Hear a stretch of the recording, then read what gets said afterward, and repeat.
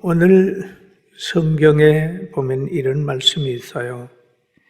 그날 예수께서 집에서 나가사 바닷가에 앉으심에 큰 무리가 그에게 모여 들거늘 예수께서 배에 올라가 앉으시고 온 무리는 해변에 서 있더니 예수께서 비유로 여러 가지를 그들에게 말씀하여 이르시되 라고 하는 말씀이 있어요. 비유로 말씀하시되 라고 했습니다.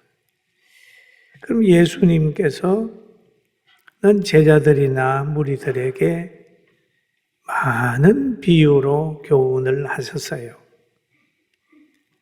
또 예수님께서 제자들에게 말씀하기를 너희는 세상의 소금이다 라고 소금에 대한 얘기를 하요. 또 너희는 세상의 빛이라 빛에 대한 그 사역의 비유를 하고 있습니다.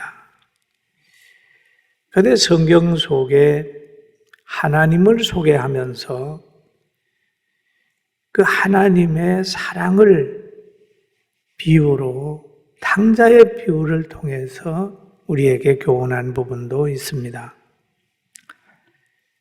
그리고 많은 사람들이 오늘 본문에 보니까 예수님께 나왔다라고 얘기를 합니다. 그 왜 예수님이 가시는 곳에 무리들이 따라다녔을까요? 예수님은 신비하신 분이었어요. 귀신 들린 사람을 만나면 귀신을 쫓아내서 그에게 자유를 줬습니다. 병든 사람을 만나면 그 병에서 해방시켜서 건강한 사람으로 만들어줬어요.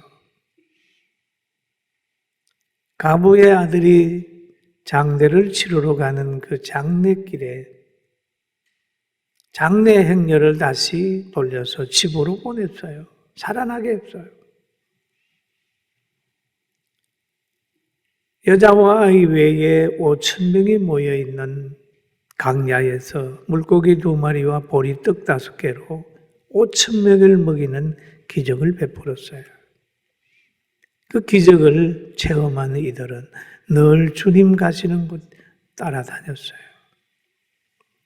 그래서 오늘 여기에 바닷가에까지 온 겁니다. 그런데 성경 속에 하나님을 그 심성을 소개하면서 그 아버지 마음을 얘기를 하고 있습니다. 누가복음 15장에 보면 탕자의 비유를 예수님께서 말씀한 일이 있어요. 어떤 집에 2 아들이 있는데 둘째가 아버지를 찾아와서 아버지, 내게 돌아올 분깃을 주세요 라고 얘기를 합니다. 그 말을 들은 아버지는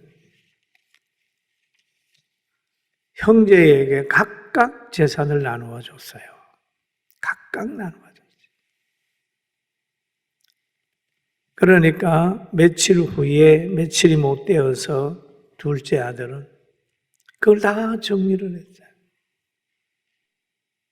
그리고 먼 나라에 갔어요. 그래서 허랑방탕하여 그 재산을 다 낭비해버렸습니다. 다 없이 했는데 그 나라에 큰 흉년이 들었어요. 그러니 돈 없는 사람이 재산을 다 탕진한 그가 흉년을 맞았을 때에 어떻게 됐을까요? 그 흉년에 그냥 빠지는 거죠. 집 나간 탕자는 그 흉년을 이기지 못하고 그걸 극복하기 위하여 이곳저곳을 찾아다녔는데 어느 집에 갔더니 그 집에서 그를 돈부로 사용한 겁니다. 돼지를 치는 사람으로 그를 고용해 줬어요. 그런데 돼지 먹는 지엄 열매로 배를 채우고자 하되 주는 자가 없었어요. 그래서 그는 그 환경 속에서 아이고 나는 여기서 굶어 죽는구나 생각을 했습니다. 그러다가 아버지가 생각이 나서 아버지 집으로 돌아오는 거예요.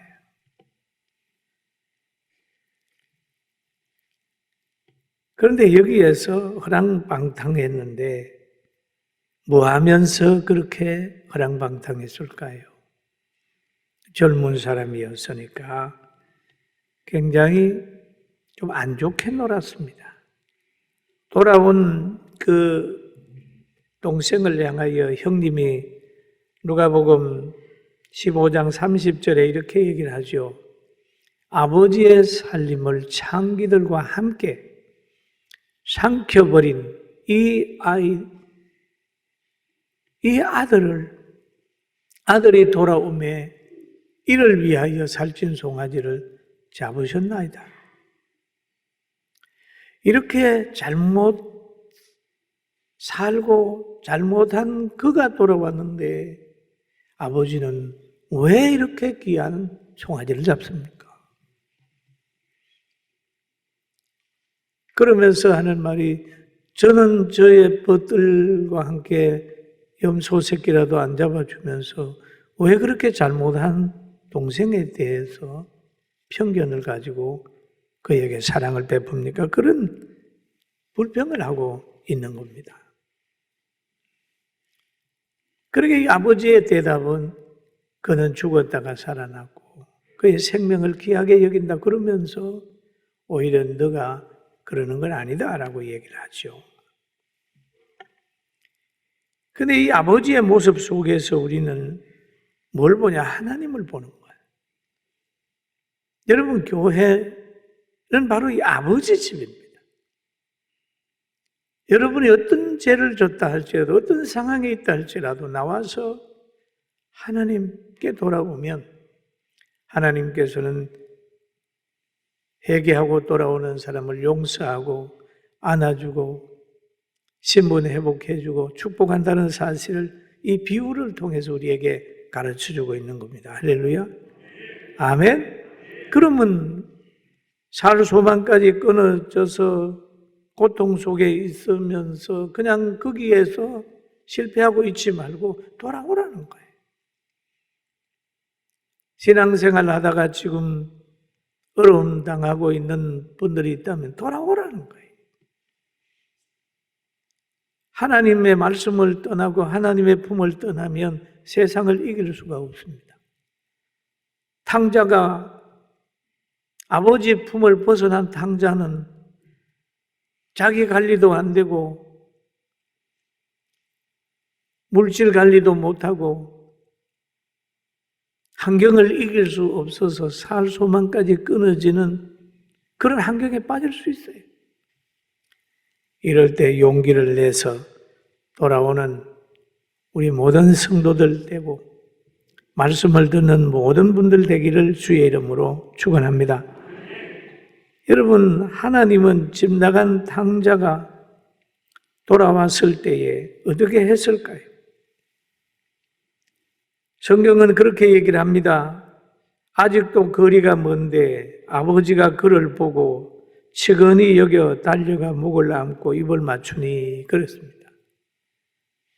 지금 아버지 앞에 나와서 잘못했습니다라고 무릎 꿇지 않았습니다. 그런데 돌아오는 그 모습을 보고 달려가서 입을 맞추고 불쌍히 여겨줬다는 거예요. 이것이 아버지입니다. 이게 아버지입니다. 여러분, 기독교를 종교라고 얘기를 합니까? 기독교는 종교가 아닙니다. 기독교는 아버지 집에 온 겁니다. 할렐루야. 아버지예요. 교회는 신령한 가정입니다. 여러분, 아버지가 교주가 될 수 있어요? 아버지예요. 아버지는 죄보다 실패보다도 그 생명을 더 소중하게 여기는 거예요. 그게 아버지예요. 탕자를 볼 때도 그 행위를 보는 게 아니라 그 아들이라고 하는 그 신분을 보는 거죠. 여러분, 예수 믿는 여러분, 하나님이 우리를 자녀 대우하고 여러분은 하나님을 대할 때 아버지라고 부르잖아요. 아버지. 하나님은 아버지십니다. 아버지예요. 그리고 예수님이 그러잖아요. 나는 생명의 떡이라 이라고 얘기해요. 떡이 여러분 종교입니까? 나는 목자다. 목자가 교주입니까? 우리는 예수 믿을 때 성도들을 볼 때라도 우리는 신령한 가족이다. 아픔도 기쁨도 함께 나누며 신앙생활을 하게 되기를 주의 이름으로 축원합니다. 예수님 그러죠. 나는 생명이야. 나는 생명이라고. 그런데 오늘 예수님께서 무리가 많이 오니까 오늘 본문에는 너무 사람이 오니까 예수님께서 배를 띄워놓고 예수님은 갈릴리 바다에 이렇게 계시고 무리들은 바닷가에 쫙 있는 거예요.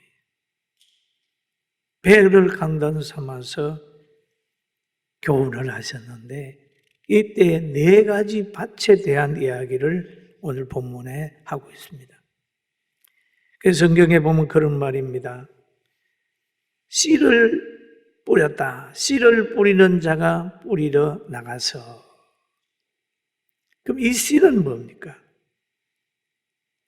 뿌리는 자는 말씀을 뿌리는 것이라. 마가복음 4장 4절에 얘기해 말씀을 뿌리는 것이라. 그런데 오늘 본문에서 그런 얘기를 하죠. 씨를 뿌리는데 뿌릴새 들어는 길가에 떨어지며 새들이 와서 먹어버리고 길가의 특징은 많은 사람이 밟았다는 거예요. 뿌리 내릴 수 없는 밭입니다. 그러니까 사람들이 많이 밟고 가죠. 또 어떤 사람은 예수 믿는 사람에게 상처받았다고 하면서 신앙생활을 안 하려고 그래요. 인본으로 가득 차 있어가지고 복음을 받으려고 하지 않아요. 그러니 듣자마자 마음에 새겨지는 게 아니라 다 잊어버리는 거죠. 진리로 받는 게 아니라 기독교를 하나의 문화생활로 보는 거죠. 그러니 그 마음에 기쁨이 있을 리 없잖아요. 길가밭이. 이 길가밭은 누구냐? 가룟 유다 같은 사람은 길가밭으로 봐야 돼요. 뿌리가 내리지 않아요. 또 한 가지 밭이 있는데 돌밭입니다. 돌짝밭에는 말씀을 듣고 적시는 기쁨이 있어요. 그러나 뿌리가 없어가지고 잠시 견디다가 말씀으로 말미암아 환난이나 박해가 일어날 때에는 곧 넘어지는 자예요. 예수 믿는 것 때문에 조금 어려움 당하면 곧 넘어져 버린다. 환난이나 박해가 일어날 때 곧 넘어진다고 그러잖아요. 나무도 여러분 깊이 뿌리 내리지 않고 있으면 밑에 돌이 있는 곳에 있으면 바람 부니까 넘어지더라고요. 에덴 기도원에 다닐 때 보니 큰 나무가 넘어졌어요. 이상하다. 이런 바람에 어떻게 넘어지냐 가봤더니 나무가 자라기는 했는데 속에 바위가 있으니까 옆으로만 이렇게 뿌리가 있어서 자라기는 했는데 바람에 넘어져 버려요. 우리가 신앙생활을 하는데 말씀의 깊이가 없으면 옆에서 누가 조금만 자극해도 넘어져 버립니다. 예수님 안에 있어서 천국을 믿고 부활을 믿는 사람은 어떤 어려움이 와도 그 어려움은 성화의 재료가 되고 능력을 받는 것이 되지만은 부활의 신앙이 없고 천국을 믿지 못하게 되면 조금만 어려워도 방황하게 됩니다. 여러분 부활의 신앙, 천국 신앙을 가지게 되길 주의 이름으로 축원합니다. 생명 있는 믿음은 환난과 박해 속에서 신앙이 흔들리지 않아요. 환난과 박해는 바로 그것이 믿음을 키우는 사건이 되는 거예요. 중요한 건 말씀에 깊이 뿌리 내려야 돼요. 또 한 밭이 있는데 가시떨기 밭이라고 얘기를 합니다. 들어는 가시떨기 위에 떨어짐에 가시가 자라서 기운을 막았고 가시떨기에 뿌리 줬다는 것은 말씀을 들으나 세상의 염려와 재물의 유혹에 말씀이 막혀 결실하지 못하는 자요라고 얘기를 합니다. 여러분 가시떨기밭 많이 상처도 받고 걱정도 많고 염려도 많은 사람들은 신앙생활 잘 못해요. 여러분 신앙생활을 하려면 오로지 하나님 바라보고 단순하게 그렇게 신앙생활 잘 해서 하나님의 능력으로 살게 되길 주의 이름으로 축원합니다.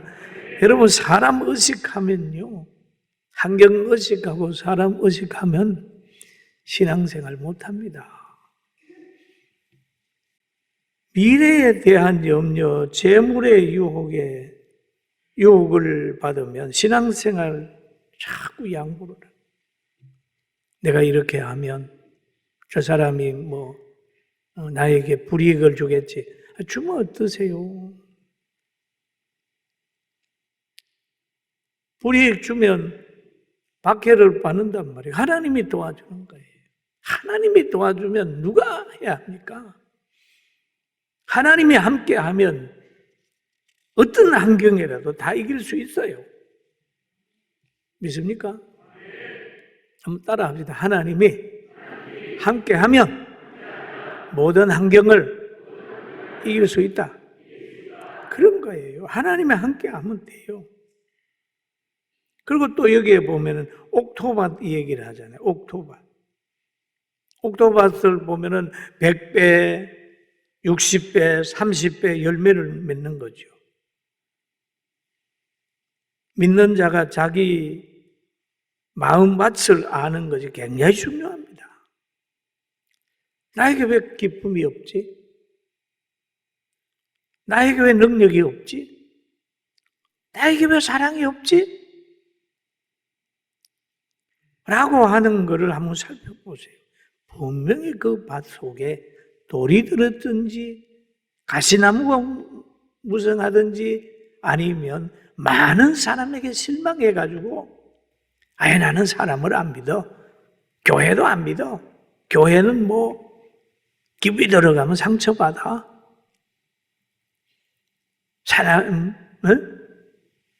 교회는 깊이 들어가면 상처받아. 그러면서 깊이 안 들어오고 빙빙 밖에서 돕니다. 그러면 사탄이 노려요. 저 그 소리 많이 들었어요. 우리 어떤 성도가 그럽니다. 교회 직원이 되라고 그러니까 아는 사람이 다 말렸대요. 왜? 교회는 깊이 들어가지 마라. 깊이 들어가지 마라. 목사도 깊이 사귀지 마라. 교회 직원 되면 상처받는다. 그랬대요. 그래서 제가 한번 들어봐라. 했더니 우린 재정부 들어오면은 신앙 올라가고 우리 성도들 직원 되면은 신앙 올라가고 다 올라가. 같이 여행하다 보니까 또 그분들이 신앙 올라가고. 여러분 예수님은 가까이 하면 할수록 믿음이 올라가요. 할렐루야. 참 예수님.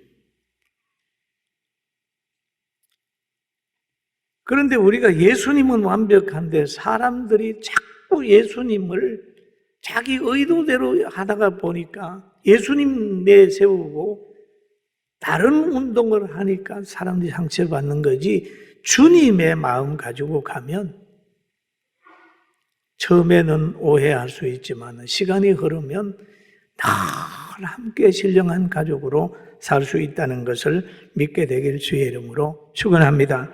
아멘. 좋은 땅에 뿌려졌으면 좋은 열매를 맺는 거예요. 여러분, 좋은 마음에는 회개하는 마음이거든요. 그러면 거기에 사랑이 생겨나고 희락이 생겨나고 감사가 생겨나고 기쁨이 생겨나고 희망 넘치는 거예요. 그리고 입을 열게 되면 축복하는 입술로 바꿔지는 거예요. 그러면서 예수님 말씀하시기를 귀 있는 자는 들어라 라고 얘기를 하잖아요. 귀 있는 자는 들어라. 이 귀는 뭡니까? 신령한 귀, 말씀을 듣는 귀입니다. 소아시아 7교회에다가 이 말씀을 쭉 했는데 계시록에 보면은 꼭 교회마다 하는 말 끝에는 귀 있는 자는 성령이 교회들에게 하시는 말씀을 들을지어다 라는 얘기를 합니다. 다른 에베소 교회나 버가모 교회나 여러 교회들 끝날 때 꼭 이런 얘기를 하고 있습니다. 여러분, 오늘도 신령한 길을 열어서 하나님의 말씀을 마음에 새기게 되길 주의 이름으로 축원합니다. 그리고 신령한 길을 하나님이 열어주는 사람하고 그렇지 않는 사람하고는 차이가 있습니다. 바울 사도가 사도되기 전에 다메섹에 예수 믿는 사람 박해하러 가다가 길에서 하나님의 음성을 듣습니다. 사울아, 사울아, 왜 나를 박해하느냐? 라고 할 때 그의 귀에는 분명히 그 말이 들렸어요. 그리고 빛도 보았어요. 그 후에 그는 장님이 됐어요. 체험을 하지만 다른 사람들은 체험 못했어요. 뭔 소리가 나긴 났는데 이게 뭔 소리지? 그랬습니다. 여러분, 오늘 성령께서 역사한다면 여러분에게도 나는 내 마음이 어떤 밭인가 하는 걸 깨닫는 은혜를 주신 줄로 믿습니다. 내가 길가밭인가? 내 마음이 길가밭인가? 내 마음이 돌짝밭인가? 내 마음이 가시떨기밭인가? 내 마음이 옥토밭인가? 이 내 밭 중에 여러분 한 밭일 텐데 하나님의 말씀에 아멘 하고 내가 이래 살아서 안 되지. 내가 하나님 아버지 앞에 나와서 내 인생을 맡기면서 살겠다 라는 생각이 들면 그 밭은 옥토밭이 된 겁니다. 할렐루야. 아멘. 옥토밭이 돼요. 사랑이 자라요. 믿음이 자라요. 생명이 자라요. 하나님을 아버지라고 불러요. 그러면서 새로운 힘을 얻게 됩니다. 하나님을 아버지라 부르면 죽음을 뛰어넘습니다. 왜? 천국은 아버지 통치 영역이기 때문에 그까지라도 연결이 되는 거예요. 여러분, 오늘 이 시간 이후에 자기 마음을 밭을 잘 깨닫고 옥토를 만들고 축복받는 삶이 있기를 주의 이름으로 축원합니다.